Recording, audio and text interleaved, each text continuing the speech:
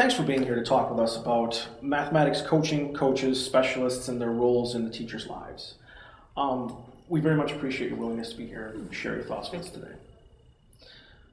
This is a broad topic. It's got many interpretations, and it's understandably very complex, and there are many models. So let's talk about your thoughts in particular. Describe for us your philosophy regarding mathematics coaching.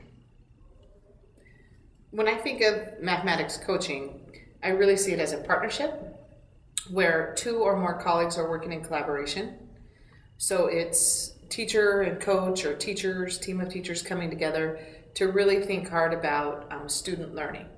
So the conversations are being grounded in student data. They're going to be grounded in what students are learning and demonstrating in terms of their understanding, but really working from that partnership and that collaboration standpoint. What are some non-negotiable components of any coaching model? The first and probably most important foundational idea would be the fact that it requires trust. But having said that, I don't think that trust has to happen prior to the work beginning. So I believe that two folks that are just beginning a relationship can begin to build that trust through the actual work.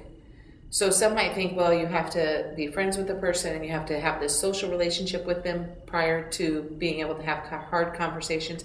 And I don't believe that to be true. I think that trust can be built when you sit down and have reflecting conversations and planning conversations about instruction and students and the learning that's happening. So I definitely think that trust has to be there. I also think that the coach really needs to work from the mindset of a partner and a collaborator, as opposed to necessarily an expert, that the coach brings a different skill set to the conversation than perhaps a teacher, where the coach is able to listen, to reflect, and then to think really hard and strategic about what questions will steer the conversation in a way that will actually have an impact on student learning. Is there a place for data in any of these types of conversations that you're referring to? The data is really going to drive the conversation. And when I think of data, I think of it being multifaceted. It's more than just a hardcore number data that comes from perhaps this many students got this many questions correct or not correct, but it can come from the types of conversations happening in the classroom. It can come from the questionings that students are asking students, that teachers are asking students, that dialogue that happens, the productive conversations, or the lack of productive conversations that happen within the classroom, along with numbers and different kinds of assessment data that might come that the teacher might choose to use.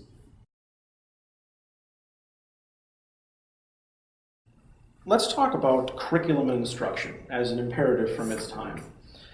What aspects of that curriculum and instruction do you believe can be supported and should be supported by coaches? Coaches can play a critical role when we think about curriculum and instruction. The coach can help teachers and teams of teachers really think strategically about the tasks and the type of work that they are asking students to engage in mathematics. And then the coach can also be strategic in thinking about how that task gets enacted and then the reflection after the task has been enacted. So really a three-part process. The coach can process and help the teachers think about what that task is going to look like, go in and actually enact the task, and then have a reflecting conversation and think hard about what kind of student data showed us student learning. Can we clearly see that there was evidence of student learning, or are there areas where student learning could have been more enhanced and made perhaps more effective? So you mentioned a three-part process. Now, the planning, the implementation, and the reflecting. Are all three of those equally important, or is there one that you think is more important than the others? All three are definitely important. I would say the planning piece is often the hardest piece, and it's often the piece that goes by the wayside first when teachers are met with the pressures of all the demands on their plate and everything that is being asked of them. That part typically gets to put to the side and, oh yeah, I've taught this content before, I can just go in and know that it's going to go like this, this, and this. But so I think they're all important, but I think that piece is the piece that typically gets left out and is the toughest for teachers, simply because of the time and because I think it's very difficult as teachers to anticipate what student strategies are going to be, especially for those of us that have been successful in math, that have a good mathematics understanding. We have to think kind of outside the box and very creative about what our students are going to say and do and how they might react to a task. Very challenging.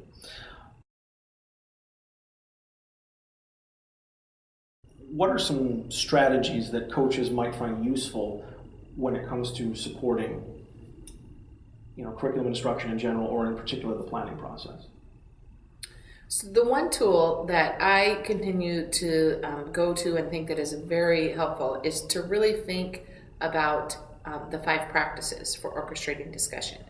So the idea that we're going to anticipate student responses, then we're going to really pay attention to what students are doing during the class, and then as the instructor or the teacher in the classroom, we are going to make sure that that conversation happens in a very strategic way, that we've thought through the mathematical outcome, and we help tie all of the different thinking together to make sure that that mathematics is brought to the table, and it's very clear when that conversation ends in the classroom.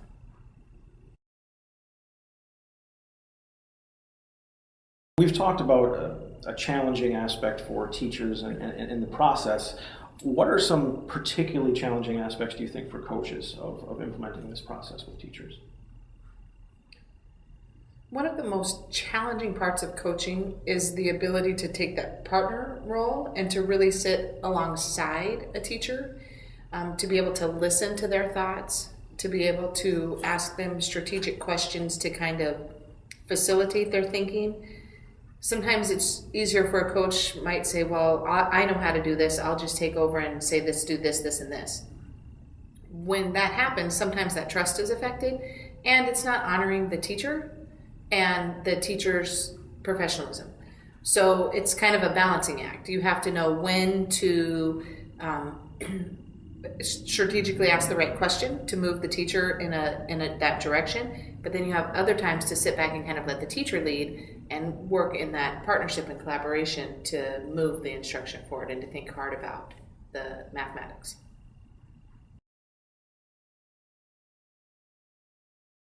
To wrap up, what questions would you like to pose for either coaches or those who support coaches for them to consider regarding the ideas that we've talked about so far? I really think there's 2 big questions that I continue to wrestle with in my head. And the first one is, how do we continue to support coaches to get better at their craft? So we seem to have a lot of tools and a lot of ability to help teachers think about instruction and student learning and how do we help instruction improve. But there doesn't seem to be as many tools and resources out there for helping coaches improve. So helping coaches have reflecting conversations about their coaching and helping coaches really think about what moves could they make to help teachers be more effective and help student learning happen quicker and more efficient. And the second thing, it actually comes from Tim Kanold. And I've heard him say that he believes that the grain size of change has to be the teacher team. And if we're going to continue to be effective at a speed that we need to be effective in our country, we have to think about how do coaches impact teams of teachers, and even how do we then get teachers thinking in terms of a peer coaching model. So if I'm working in a collaborative team of 4 of us, how can we begin to think like coaches with each other? So how can we collaboratively take on some of those structures that coaching might take on, but with each other in more of a team role and really get that team to work effectively? Is there a place for something akin to a lesson study process in what you're referring to, or not so much? Absolutely. I think teachers sitting down and thinking about lessons, planning collaboratively, and then even perhaps watching them or watching video of the lesson that happened, and then thinking hard about the practices that took place in that lesson. So I don't necessarily think that we need different practices for different content. I think there is a set of instructional practices that hold true regardless of the content. So we may do the same kind of practices if we're teaching a topic around algebra, and if we're teaching a topic around geometry, perhaps we're in a statistics content. The practices are going to be the same, and helping teachers know those practices and then identify them and be able to label them can absolutely hold true regardless of the content area. Well, thank you very much. We appreciate your time, and we hope to talk to you again soon. Thank you, Jason.